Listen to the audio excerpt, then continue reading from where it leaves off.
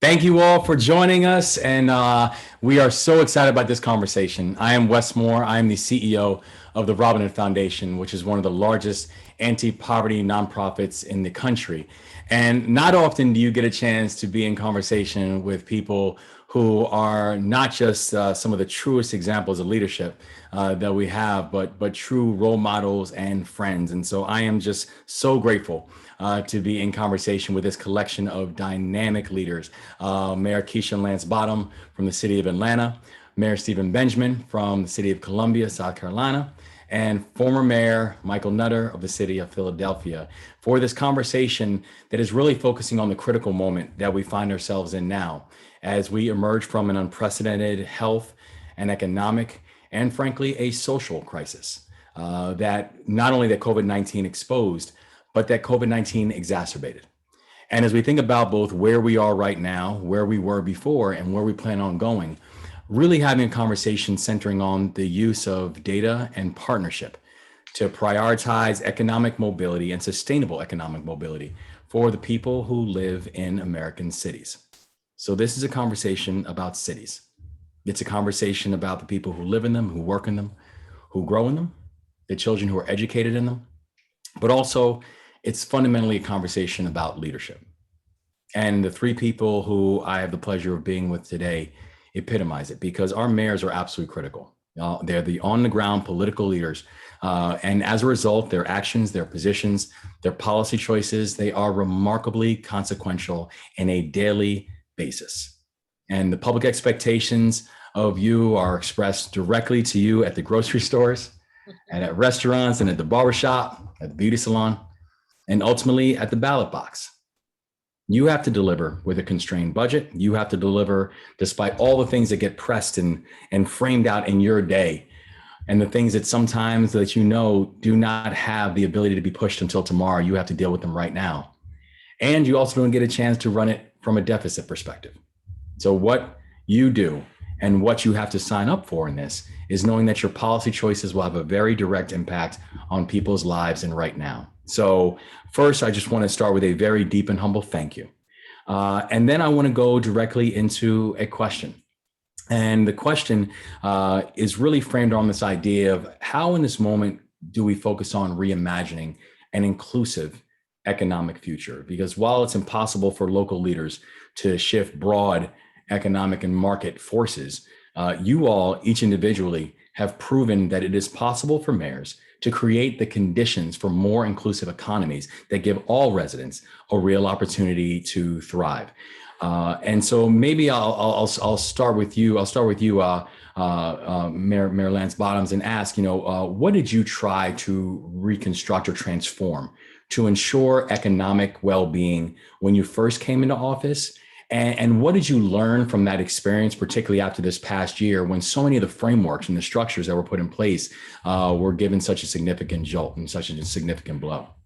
So thank you, Wes, for the opportunity to join you all today. And Mayor Nutter, once a mayor, always a mayor. So joining Mayor Nutter and Mayor Benjamin, two of the absolute best mayors in this country, and I mean that from the bottom of my heart.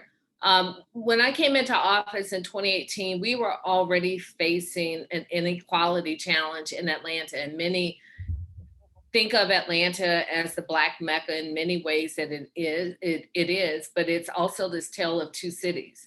We have one of the largest income inequality gaps in the country. My zip code in Southwest Atlanta has a 10-year life expectancy difference than someone on the north side of Atlanta. Hmm. Any number of issues, access to quality healthcare, access to healthy foods, etc. And this was a challenge in under normal circumstances. So we created what we call the One Atlanta office, the Office of Equity, Inclusion, and Diversity in Atlanta. And it was to operationalize and address all of these issues that we hear repeatedly in the grocery store. Challenges that don't necessarily fit easily into an appropriate box in the structure of city government.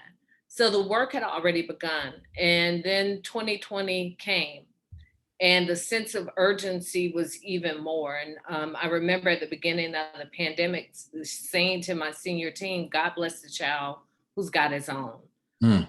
We didn't expect much from the leadership in the White House at that time, didn't know what we would get from the state, and we had to figure it out. But in the midst of this crisis, it gave us an opportunity to think creatively on how we would address the needs of our community. So 119,000 meals served to kids and seniors who didn't have access to food because the kids weren't in school. We created a number of small business loan funds, including the Strength and Beauty Fund, which was something that was very personal to me. My mom owned a hair salon, so I know the pandemic would have been devastating to her business and to our family, a creative industry fund. And we just began to spit it out as quickly as we could think of the needs that were left unaddressed in our communities. We also introduced an economic mobility plan. So for all of the changes that we had to make in the midst of the pandemic, there was still work that continued. And again, continuing to focus on how we bridge this income inequality gap in our city. We know it goes beyond wages. It's about education. It's about access to affordable housing and so many other things. So the work continues, but as all of us know, in the midst of the pandemic, those fault lines in our communities were just became these gaping holes in the middle of the pandemic. So addressing immediate needs, but also keeping our eye on the prize and addressing those systemic challenges that continue to plague our communities. Hmm. And you touch on this idea, and actually I want to bring it to you, Mayor Benjamin, because I love the way you framed it, where when we think about the structural challenges that existed prior, that even what we saw for the past year just continue to exacerbate and expose, it also meant, how do we get creative about finding the resources? It meant, how do we get creative about finding the mechanisms that we can leverage in order to support the communities and support the individuals within your jurisdictions? It meant for a very long time, frankly, not having a whole lot of support from the federal government until recently about how exactly we can put capital, new capital, unrestricted capital to use. Mayor Benjamin, when you think about what that meant in South Carolina, and you think about what that meant in your jurisdiction, how did this moment actually help to change and reframe the way you thought about the pieces that need to be in place in order to create this measure of economic and sustainable economic mobility that you knew was going to be necessary for your population? Thank you so much, Wes. Thanks for the question. Thanks for the opportunity to be with you all today. Last year was amazing, and often we have a running joke with Mayor Lance Bottoms. Of course, I've had the pleasure, of kind of overlapping the administrations of Nutter and Bottoms. So came in under President Obama, spent those 4 years in the wilderness, and now we're back with President Biden. So you can see the stark disparity between a federal government that looks to be a partner with you, and now in this moment that we're in, seizing the opportunity to turn this moment into a movement. It's a pretty special opportunity. And it seems like every step has prepared you for the very next step, almost. We saw the greatest, pandemic in 100 years since 1918, greatest, economic disruption since 1932, certainly during election year, and greatest social and restaurant, systemic racism since 1968, all wrapped up in the 12 months under a federal government that was not only not interested in working with us, but actively working against the idea of what we thought America could and should be. We decided early on we were going to build a city for all people. The theme of our initial campaign was One Columbia. We're going to focus on building the most talented, educated, and entrepreneurial city in America.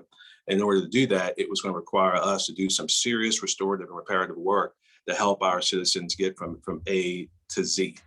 We have been, we constantly ideate. The process has been iterative. We win, we lose sometimes, but it's always been very much data driven. Trying to get to the core of your question. We believe strongly in good, smart, public-private partnerships, public-private philanthropic partnerships that again use, but you have to use data as a guide. You gotta, and all of us know, you gotta have good data that informs making good, strong policy decisions. So often we allow the public narrative to lead the discussion rather than data. And you gotta find a way to humanize that data so that it informs the public narrative that actually help you get things done. Sometimes data won't sell the story, but the story will sell what you need to get done.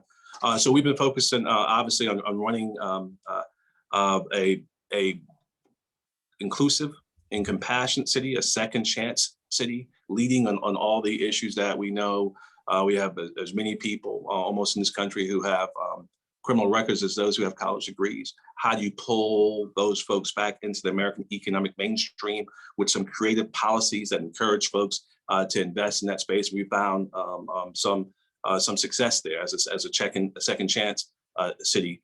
We've been a partner, a place that we believe firmly that you have to build a city that attracts private sector capital. You treat it well, you watch it grow. You use the levers of public policy to direct it in a way that these public-private partnerships are indeed public-private partnerships. And you want people to make a profit, that we want businesses to be successful. We want more of that capital to flow. But you use the levers of public policy to attract partners who share the values of your city and work with you to build an inclusive city. And we've had some success in that space, particularly around broadband and wireless access.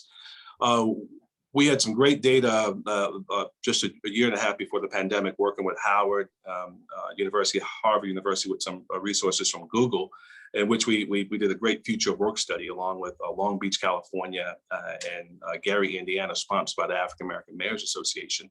They gave us some pretty good information on the future of work, and just looking at the way that AI and automation and advanced machine learning, how it's rapidly changing our economy. And certainly for those citizens who live in the two bottom quintiles of American economic society, it allowed us to put some strategies in place to try and deal with that pre-pandemic, because obviously we all know what's happened over the last year. 2031 came to 2021 pretty quickly. And the things that we have to make sure we're focusing on to make sure that people have an opportunity to earn a good living, which is, I think, the essence of the American dream. There's a lot to do, and I know we have only a little bit of time, but obviously a great deal of work around violence and curbing violence, using data to inform our policing and creating safer communities and more just communities. There's so much to be done, but I do believe that it has to be led by cities. Pre-pandemic, 85% of our citizens lived in cities and metropolitan economies. 89% of the jobs were in those communities. 92% of America's GDP created in those communities. If cities are healthy and strong, Atlanta sits at the center of a $500 billion GDP. If Atlanta's strong, then America's strong, and that goes for every community all across this country. And the same for Philadelphia. So we cities have to continue to lead, and that's the message we've been pushing the last several years. Amen. And I think all of you have just been prime examples of doing that, of being leaders who are data-driven and heart-led, right? Actually taking actionable data and using that to create effective solutions. And, I think about that in context of, the work during my tenure as a CEO of Robinhood, where one of the things that I am most proud of in my time as I prepared to step down as the CEO of Robinhood, has been just a focus on sustainable and measurable mobility from poverty that was driven and informed by data. Tell people that I'm passionate about these issues, but I'm unemotional when it comes to the data.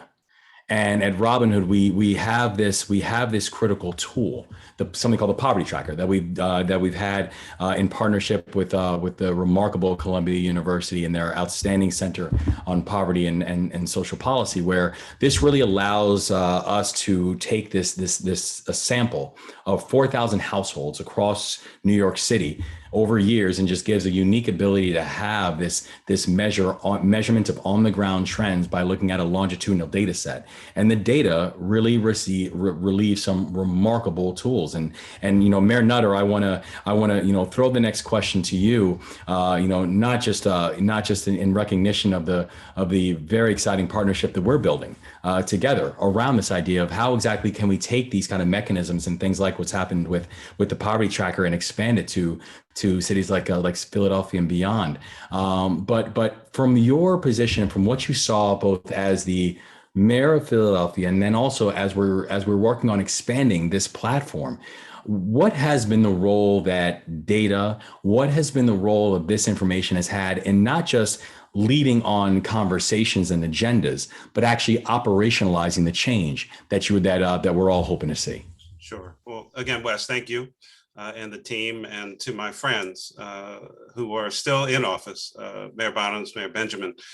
Wes, you already heard from two of the best in the United States doing their job, making things happen on the ground. And when you talk about data, again, both of the mayors are experts in that particular area. We attempted certainly to use data, good data, as up to date as possible during my time in Philadelphia.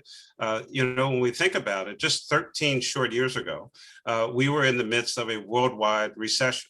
Not anywhere near what these mayors are dealing with in terms of a pandemic and a recession and civil unrest during a presidential election, but it was a tough time nonetheless. And we use data to focus on public safety, public health, education, jobs and economic vitality, as well as sustainability. And so the work that you all have done at the Robin Hood Foundation, when I learned about the poverty tracker, I said, I need that. And even though I'm in my post-mayoral life, this is still my work. One of the unfortunate things about term limits is that you don't get maybe to do all the things that you want to do. And Lisa and I, my wife and I have decided that our focus in this, her post-work time, my post-work time is now this work. And so as you talked about, this partnership for social and economic mobility, building on the model created by Robin Hood in partnership with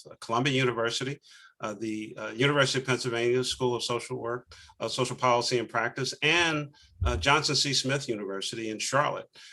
This partnership will use data in real time, the way you all are already doing it, and expanding, of course, to both Philadelphia and Charlotte. Leaders need real-time information to make real-time decisions. But as you well know, Wes, data enough is really not alone. We also need to focus, of course, on shifting economic mobility policy, practice, and certainly changing the narrative around folks who are in poverty or might find themselves in poverty, and develop the best practices for the pathways to prosperity. And so we're developing this new collective action research, as well as an impact investment model. And Lisa has been focused on creating the Social Mobility Impact Fund. Having ideas, that's fantastic. Being able to implement them, even better. Being able to fund them is where you really need to get to, because we know at times the funding sources don't always blend well together, don't always play well in the sandbox. And so being able to take these ideas to scale, help cities, the three that we talked about, but certainly many others, we're trying to build a national model that is something very, very different than what we've seen out in the marketplace. But data, again, is at the heart and soul of what we're trying to do.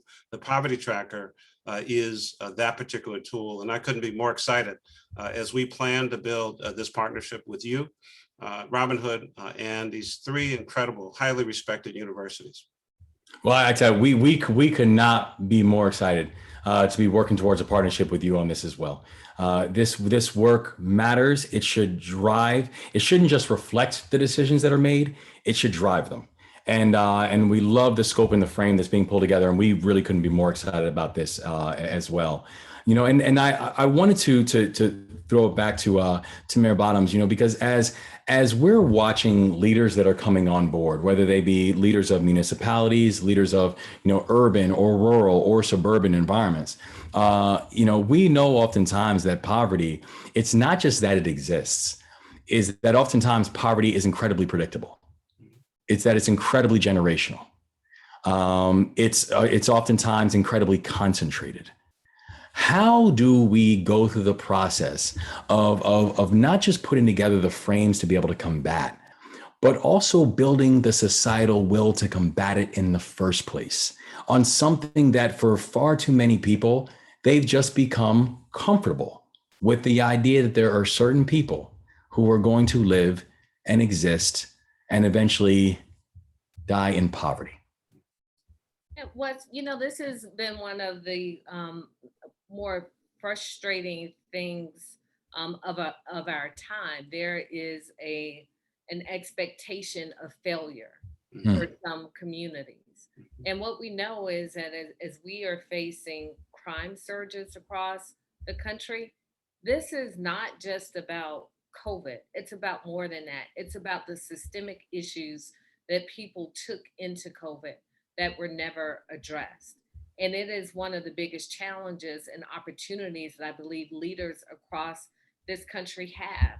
When we look at a child being born into poverty in our city and having a 4% chance of moving out of poverty, that's indicative of a larger failure on our part as a community. Before Dr. King died, his big push was on economic mobility.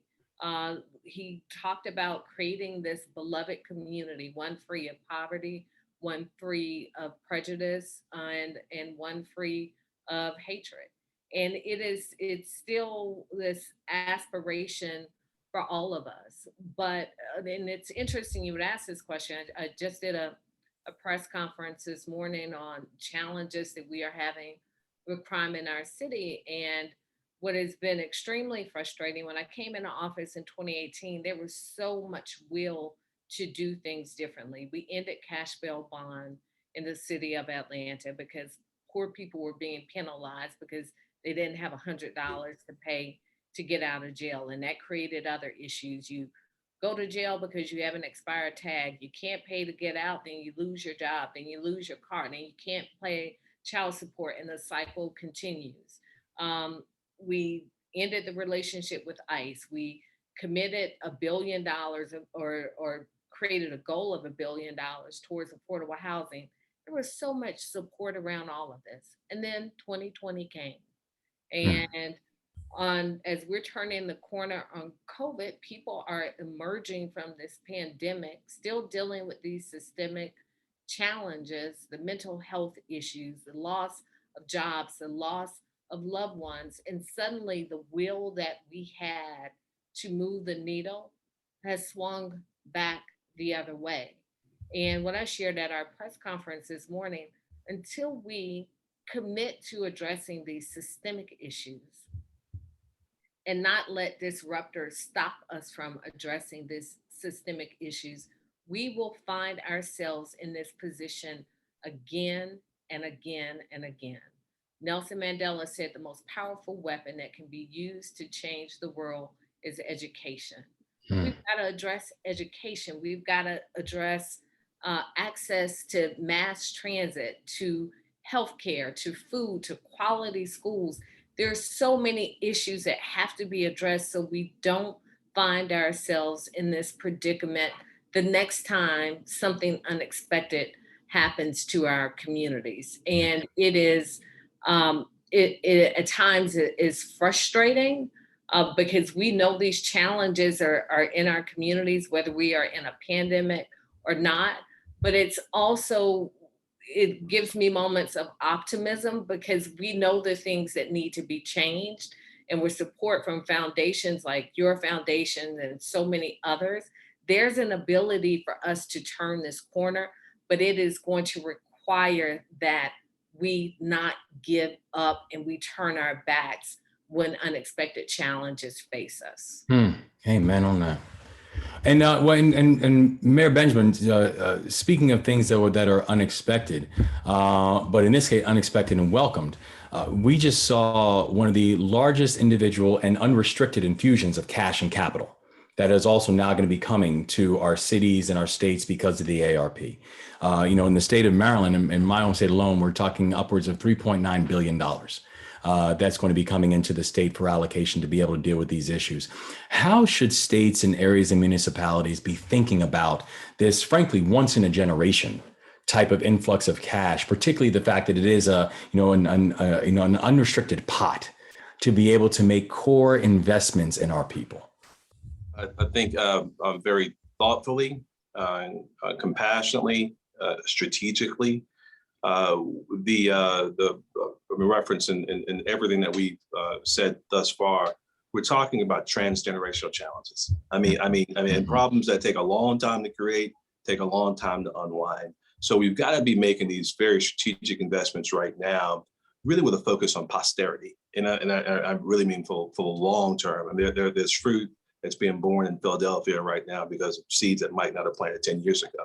And we've got to be thinking about 10, 20, 30, 40 years. Some of the fruit that we will not have a chance to reap during our administration. So very strategically finding ways to put together thoughtful capital stacks that, again, leverage as much private sector capital that wants to come in your community with philanthropic capital and using the public sector capital as leverage. There are opportunities now to really, I mean, probably the greatest benefit of the pandemic may, in fact, be the fact that we all now believe that that wireless or broadband, however you seek to deliver that infrastructure, is now completely included in the definition of infrastructure. We may have our political divisions about everything else, but recognizing that the ability to participate on the information superhighway, as I remember it being called many years ago, is just real and central, sacrosanct to who we are and who we aspire to be. This money will come once. It won't come for the next several years. So we got to be very strategic in ways in which we're building again for posterity. We got to give people ladders and levers to build some strong, inclusive economies that must be, again, data driven. Senator Booker always, he loves to quote Deming, God we trust, everyone else bring me data. You can throw good money after bad all day long. If you're not being truly data driven, we've got to make sure that we're following the numbers. If you're strategically investing in a thoughtful way and helping give people the opportunities that we've all been blessed with because of one reason or another, it's amazing how we can change lives. And but we've got to keep our eyes again focused on the long-term strategy. This is about posterity. We'll be able to make those decisions now, but we've got to be thinking about our cities and our country 20 and 30 years from now.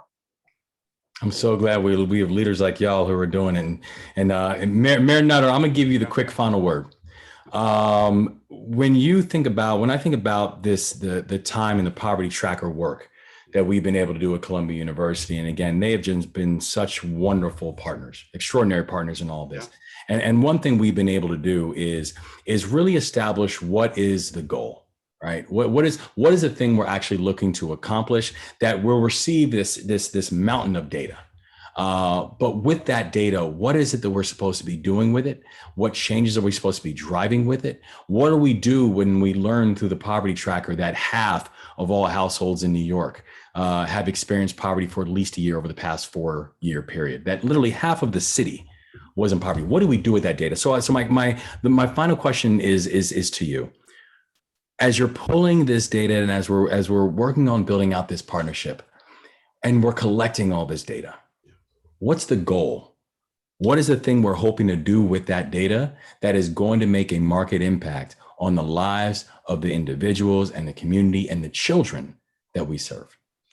Well, Wes, one of the things is, until, again, working with you and your team and getting that kind of information, I had no idea about that particular statistic, 50% of the folks in New York City. So again, the need for narrative change is not just a nice thing, it's an important public policy lever. I think that was one of the terms that Mayor Benjamin used. We have to change the narrative and also educate people about what poverty is. As Mayor Bottoms said, it's not just one thing. It is a series, it's a continuum in many instances of all the different things going on in people's lives. But I think one of the most important things is that we need to get information straight from the people to help the people experiencing poverty in the first place. So it's not a top-down kind of model. It's getting the right information, the correct information, the real information in real time into the hands of people who can do something with it. And then with the urgency of now, having those folks take action and address those particular issues because they came from the people and their ideas. Let's give something back to them to help them change their lives. Mayor Keisha Lance Bottoms, Mayor Steve Benjamin, Mayor Nutter, bless you all. And bless you not just for your time today, but just for your remarkable leadership and truthfully for the urgency and the example that you push us all on, where the thing that we do know in all this is not just that the role that mayors play, that's going to be pivotal to our society, but even bigger than that, it's the role that leadership plays. And so we know that the cities that you all are living in and leading, that the cities will be better off because of you. So I cannot thank you enough for not just your time today, but for pushing us to be better, to be bolder, to be more kind, more humane, and to be more thoughtful in the way that we're putting together policies that are supposed to be supporting all of our people. So thank you from the bottom of my heart. Thank you. Thank you, Wes. Thank you. Absolutely. Take care.